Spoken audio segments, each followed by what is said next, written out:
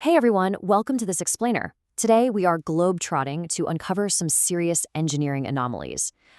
We are talking about ancient structures that absolutely shatter our conventional timeline of history.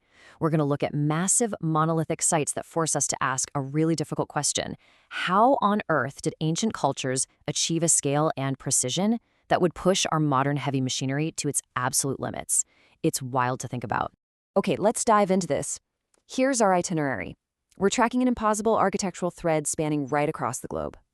We'll be looking at extreme precision, impossible logistics, perfect geometry, a totally fascinating modern enigma, and finally cosmic connections. So, Destination 1, Extreme Precision. We're heading straight up into the high Andes of Bolivia to check out our first awe-inspiring mystery, the ancient ruins of Pumapunku. I want you to imagine the sheer logistical nightmare of building anything at an altitude of nearly 13,000 feet. Seriously, you are thousands of meters above sea level. There are no trees growing up there to use as wooden rollers. It's just sparse grass and bushes. And yet, right here on this desert plateau, you have these megalithic granite and diorite blocks, some of them weighing upwards of 100 tons, just scattered everywhere. It literally looks like massive children's toys tossed about by some kind of giant cataclysm. So, the big questions: who built this and when? Well, the perspectives on this are drastically different. Mainstream archaeology suggests the local Aymara people built it roughly 2,000 years ago using primitive stone tools. But on the flip side, researchers like Arthur Poznansky used archaeoastronomy to push that date way back, like 17,000 years ago. Meanwhile, ancient astronaut theorists argue that this kind of intricate, interlocking stonework absolutely demands advanced precision technology.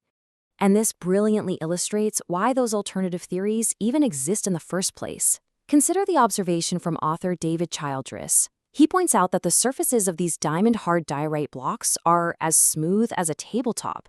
This was machined.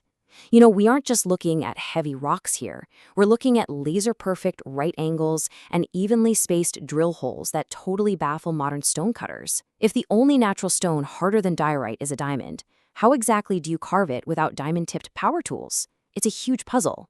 Because the physical methods completely defy explanation, the theories tend to get a little wild. Some folks suggest the stones were actually cast in concrete molds, kind of similar to Frank Lloyd Wright's 1920s textile blockhouses. Others point to ancient Incan legends of literally softening or melting the stone. But honestly, the most fascinating puzzle piece comes from the local Aymara people themselves. They flat out claim they didn't build it. They say los dioses, the gods, built the entire site in a single night, almost like an otherworldly base camp. So you have to wonder, were these incredibly advanced techniques just lost to time, or were they simply taken away? Okay, leaving South America behind, Destination 2 brings us to the realm of impossible logistics. We are heading to the Salisbury Plain in England to look at the world's most famous megalithic time capsule.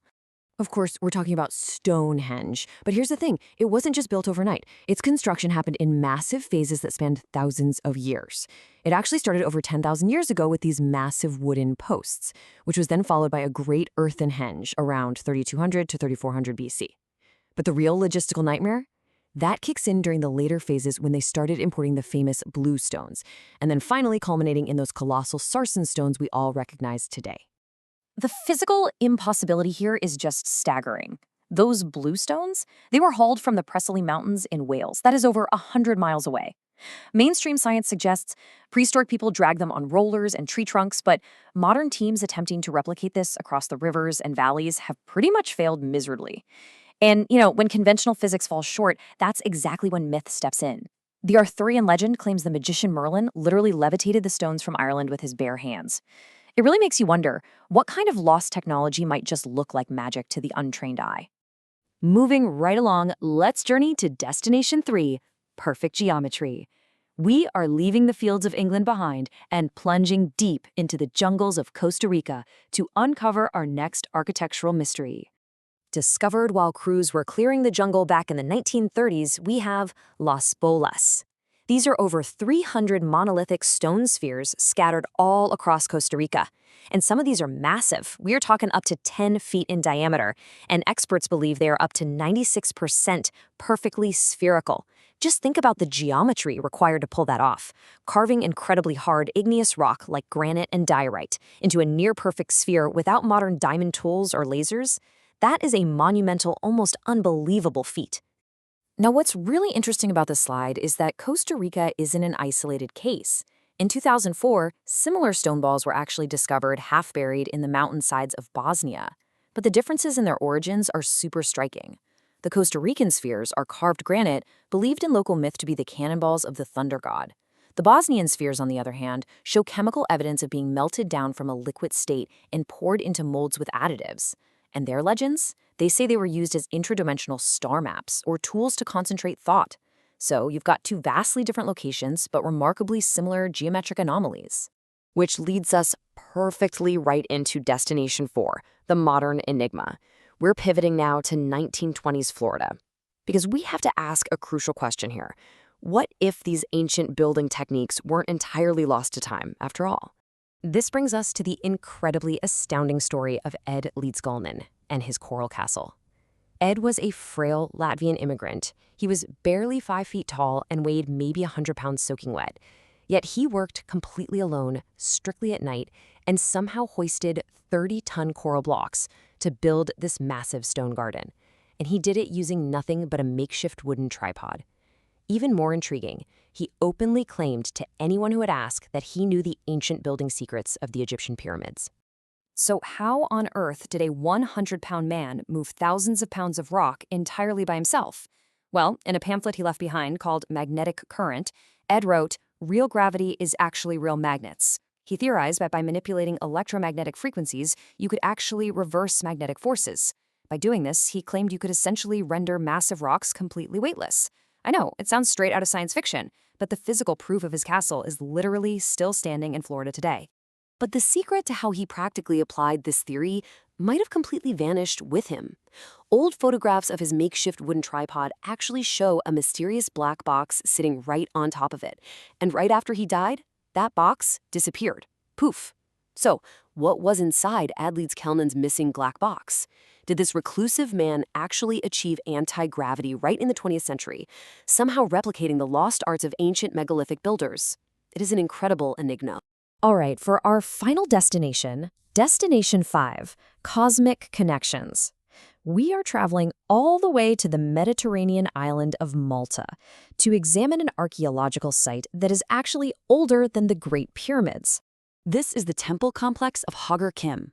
It was built in the mid-4th millennium BC by what is supposedly a primitive culture, but it features these colossal stone walls reaching 20 feet high. But the true marvel here is its cosmic connection. The entire massive structure is perfectly aligned astronomically, so that on the winter solstice, the sunrise shines directly through the entrance. It's breathtaking. And, just like Punapunku, the site is steeped in local legends of giant extraterrestrial builders who possessed an unimaginable knowledge of the stars.